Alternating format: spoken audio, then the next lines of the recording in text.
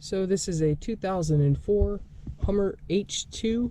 I'm just doing a simple engine oil life reset procedure. So I pulled this off of Mitchell.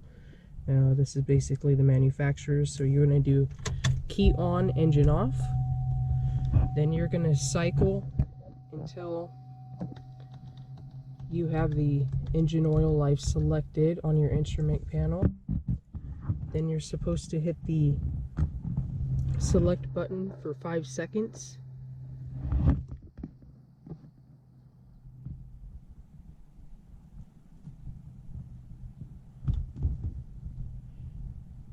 Once the oil life will appear for 10 seconds, the system will reset.